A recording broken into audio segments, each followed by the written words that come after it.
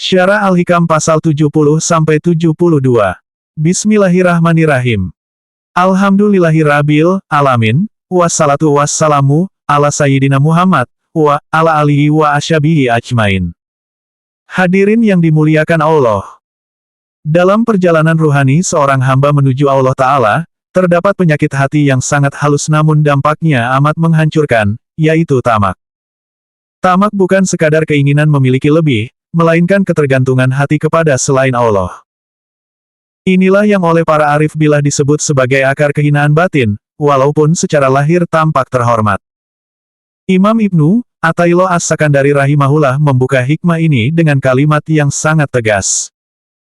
Masabakot aksyonu zuli ila ala bisri toma. Tidak akan tumbuh cabang-cabang kehinaan kecuali di atas benih tamak. Maknanya jelas. Setiap kehinaan, baik lahir maupun batin, sosial maupun ruhani, bermula dari tamak. Seseorang tidak akan merendahkan dirinya kepada manusia, tidak akan menjual prinsip, tidak akan menggadaikan iman, kecuali karena ia mengharap sesuatu dari makhluk. Tamak adalah cacat besar dalam kehambaan, karena ia menggeser sandaran hati dari Allah kepada manusia. Orang yang tamak hidupnya dipenuhi kegelisahan, berharap, menunggu, kecewa, iri, dan marah. Semua itu lahir dari satu sumber, ragu terhadap takdir Allah. Oleh sebab itu Abu Bakar Al-Warraq Al-Hakim berkata dengan ungkapan yang sangat dalam. Seandainya sifat tamak ditanya siapa ayahnya, ia akan menjawab, keraguan terhadap takdir Allah. Bila ditanya apa pekerjaannya, ia akan menjawab, merendahkan diri. Dan bila ditanya apa hasilnya, ia akan menjawab, tidak mendapatkan apa-apa. Hadirin yang dirahmati Allah. Tamak menjadikan seseorang meminta kepada manusia, berharap pada manusia, bersandar pada manusia, takut kehilangan manusia. Semua itu adalah bentuk kehinaan batin, karena hakikat rezeki, kemuliaan, dan perlindungan hanya berasal dari Allah Ta'ala. Inilah sebabnya Sayyidina Ali bin Abi Thalib radhiyallahu anhu ketika menguji para penceramah di Masjid Basrah, menolak mereka yang tidak memahami hakikat agama. Ketika beliau bertanya kepada Hasan al-Basri, apa yang mengokohkan agama? Dijawab, wara. Apa yang merusak agama? Dijawab, tamak. Maka, Ali berkata, engkau layak mengajar umat. Karena wara, menunjukkan keyakinan yang kokoh dan ketergantungan total kepada Allah, sedangkan tamak adalah tanda rapuhnya iman dan lemahnya tawakal. Kemudian Imam Ibnu Athaillah melanjutkan hikmah berikutnya. Makodaka syai'un mislul wahmi. Tidak ada yang lebih menuntunmu menuju kehinaan selain angan-angan kosong. Yang dimaksud waham adalah bayangan nafsu terhadap sesuatu selain Allah. Ia bukan realitas, melainkan ilusi yang dibesarkan oleh hawa nafsu. Nafsu lebih tunduk kepada angan-angan daripada akal.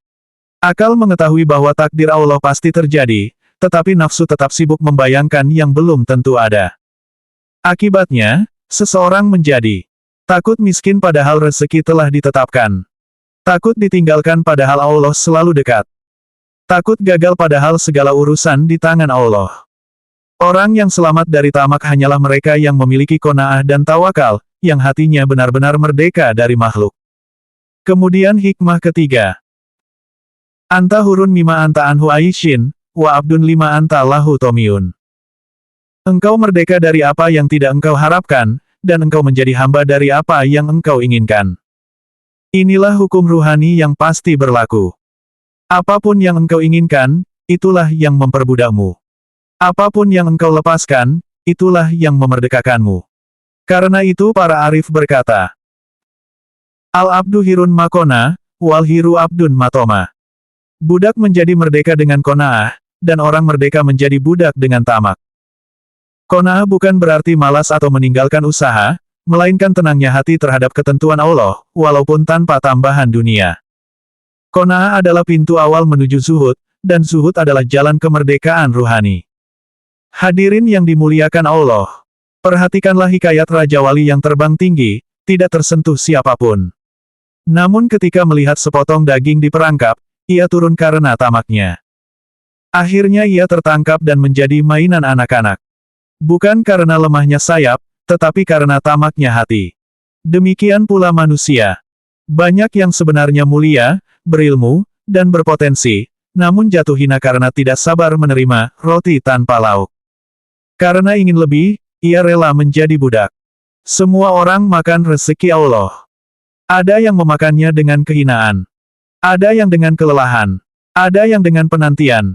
Dan ada yang dengan kemuliaan, yaitu orang yang hatinya tidak melihat perantara, tetapi langsung melihat Allah. Maka pelajaran besar dari Al-Hikam pasal 70-72 adalah: putuskan harapan dari makhluk. Hubungkan hati hanya kepada Allah. Latih qanaah agar ruh menjadi merdeka. Karena selama hati masih berharap pada selain Allah, selama itu pula seseorang masih terbelenggu. Dan ketika hati telah cukup dengan Allah, maka seluruh dunia tidak lagi mampu memperbudaknya. Semoga Allah membersihkan hati kita dari tamak, menghidupkan qanaah dalam jiwa kita, dan memerdekakan ruh kita dari selainnya. Wassallallahu ala Sayyidina Muhammad, wa ala alihi wa ashabihi ajmain. Walhamdulillahi rabbil alamin.